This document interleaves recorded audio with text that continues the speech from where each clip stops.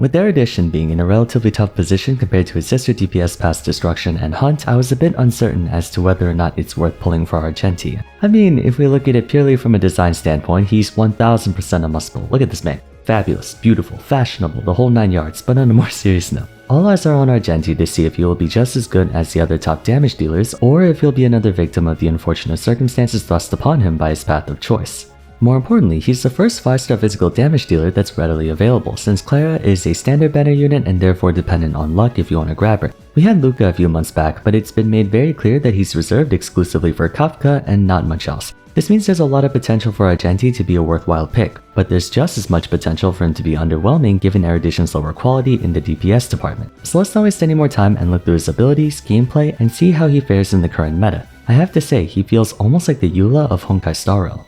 For those who saw my video on destruction units, I talked about how the current issue with Erudition is the lack of incentive to use characters of that path when destruction can accomplish most of Erudition's goals without compromising too much in single target DPS. Two solutions that can alleviate this is if Erudition can either be used in a somewhat supportive role in tandem with the Destruction or Hunt unit, or to have ways to compress damage if there are fewer enemies, similarly to how Jingliel's first Eidolon allows her to deal increased damage if she's attacking only one target. I suppose the third solution would be to have multi-part bosses that all share a single health bar, but in any case, priority number 1 is for Argenti to circumvent the intrinsic weaknesses brought on by being an Erudition unit. First, let's talk about his skill, because his basic attack is just your garden variety damaging ability. Argenti's skill deals damage to all enemies. That's it, no extra effects or anything, just AoE damage. Nothing wrong with that, mind you, having a no strings attached way to hit everyone on screen is about all you need from Erudition. Let's take a look at his ultimate. With a modest energy cost of 90, extremely cheap compared to most others 120 to 140, Argenti does damage to all enemies. Once again, that's it. It's basically a stronger version of his skill, which seems kind of disappointing for a trump card.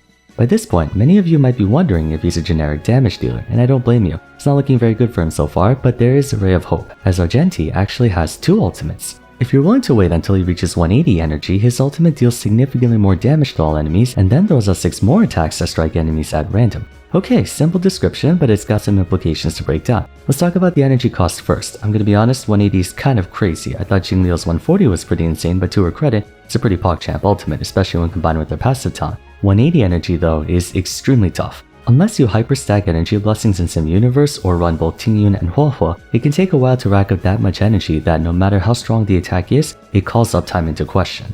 Second, damage, more importantly the way it can be applied. Circumstantially, Argenti can do a lot of freaking damage. If he attacks 5 enemies with his ultimate at rank 10, that's 280 times 5 for 1400% on the initial strike, putting him easily above most other damage dealers when it comes to a single attack. Of course, we don't have a multi-part boss, so realistically you're not going to do that much every time. It's only 280 to a single target. However, he attacks another 6 times for 95% of his attack each time to a random enemy, and this is what I'm happy about. Naturally, he shines best when fighting a full team of 5 enemies, but with that echoing damage, he can still do a lot against a single target, since if there's only one enemy, all 6 of those accompanying attacks will go towards that one target for an extra 570% tacked onto his initial 280 for 850. Those are solid numbers. Earlier I said one way Erudition units can be more viable is if they could somehow condense the damage they would deal to multiple enemies into one if there were less targets on field. And this is a fantastic way to go about it. That being said, it's still an energy cost of 180, very steep. If it were 150 or something, I would go on record to say it might be one of the best damaging ultimates in the game.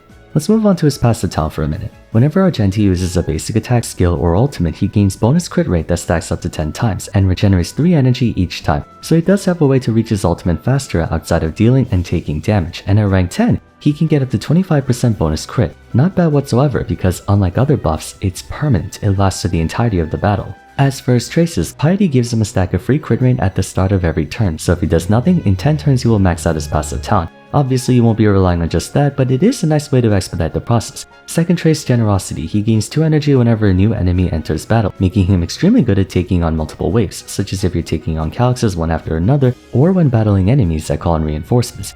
Third trace, Courage. 15% more damage to enemies with half health or less. Okay, once more, a lot of stuff to break down despite being very simple abilities. Let's start with the implication of his passive. The goal of Argenti is to get 10 stacks as fast as possible. The sooner you get it, the faster he reaches maximum strength. Next, 15% more damage to enemies under half health. Believe it or not, this actually gives you a worthwhile incentive to use his 90 cost ultimate. Some of you might be wondering if there's ever a reason you should use his cheaper ultimate, and the answer to that is yes, there are actually 2 reasons why you should. Imagining the situations where Argenti would be most effective, groups of 3, 4, especially 5 enemies, and given that he's somewhat of a backloaded damage dealer, you can use the 90 cost ultimate to finish off low health enemies, which will get them off the fight with minimal resources used. Minions in Star Rail are designed to mitigate your pressure in some way, shape, or form. For instance, the flowers that spawn next to Fentilia can either suck your SP or cut your max health in half. So unless you're confident you can burst her down even in spite of that, there's merit to getting rid of those flowers, especially the SP ones. On the other hand, minions can also buff the main boss like you see those Bellabog soldier enemies do to their commander.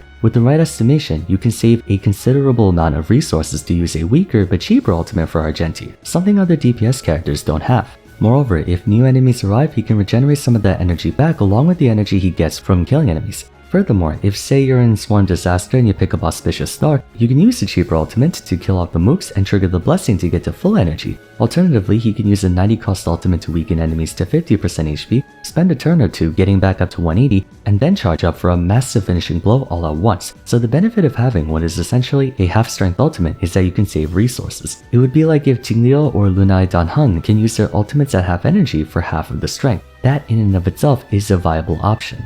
In their case though, their ultimates are more than just damage, but you get the point. Having the opportunity to use a weaker ultimate just to get some extra damage is a nice quality of life feature for Argenti. More importantly, it gives you a stack for a lot cheaper, so even though his 90 cost ultimate looks useless, there are some reasons you would want to use it.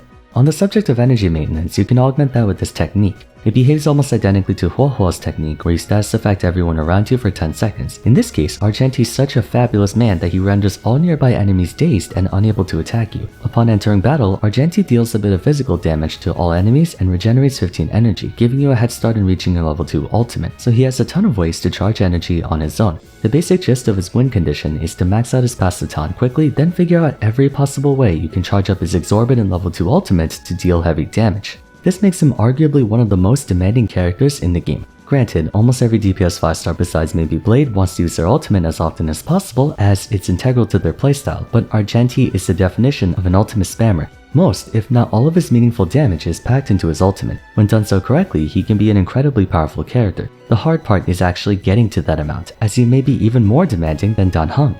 Cost-wise, he's completely usable at base. In fact, the only Eidolon that really screams to me is game-changing for him is E6, causing his ultimate to deal partial true damage. I guess E1's nice, 40% crit damage is nothing to scoff at, but Argenti's Eidolons are more just extra damage instead of quality of life or new functions, so you won't miss anything by skipping them. Team composition-wise, Hypercarry. You need to go hard in the paint on charging his energy as much as humanly possible. First and foremost, Tingyun. Tingyun is massive for Argenti. More damage, more attack, and free energy. This will get you to the ultimate faster and make it deal heavy damage. Next, Bronya, the queen of hypercarry supports. More turns for Argenti means more energy regeneration and faster stacking on his passive. Then her ultimate gives billions of damage to his ultimate. And finally, since you need a healer, the most obvious choice is the newly added Huohuo, who can sustain your team by a very nice amount and more importantly, with their ultimate, further increase Argenti's attack and refill his ultimate gauge for faster spam. You can see what I mean by him being really demanding. No two ways about it, Argenti is a hypercarry unit that requires hyper investment. If done so correctly, outside of his passive energy regen, he should be able to pull off his level 2 ultimate every 2 to 3 turns or so.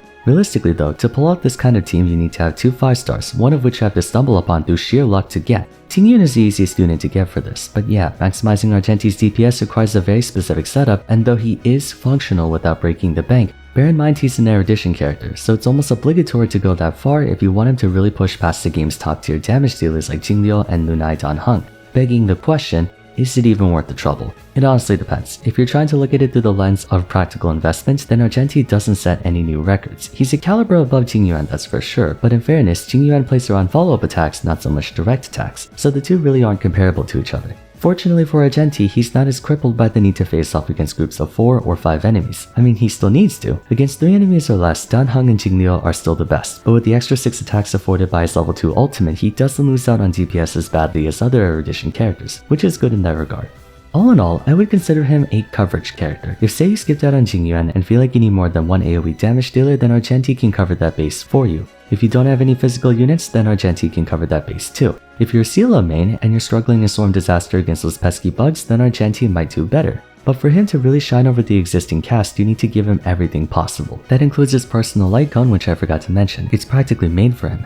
At S1, he gets 65% bonus damage on his ultimate along with 36% crit damage, which is insane and almost justifies a 180 energy cost. So to wrap things up, Argenti is not a must-pull, but has quite a few niches in which he can excel in. He is free-to-play friendly in the sense that you don't need any of his ideal ones, but definitely not someone you can just pull off the shelf and be the best in the game. Although, I feel like the way they balanced him out is the right way you should balance Erudition units. If we ever hypothetically get the 5-part boss that all shares a health bar, he's definitely going to be more popular. Not much else I could really say about him. He's a solid unit who specializes in fighting 4 to 5 enemies at a time while still being somewhat reliable against isolated targets. But what do you guys think about Argenti? Do you think he's secretly OP or do you think he's a complete skip? Let me know in the comments down below along with if you plan to pull for him or not. For now though, if you enjoyed the video, I'd appreciate it if you left a like and subscribed. Don't forget to follow me on Twitter at Vars, join my Discord server, and check out my other Honkai Star Rail First Impressions videos if you haven't yet. But till next time, thanks so much for watching and I look forward to seeing you again soon. Take care.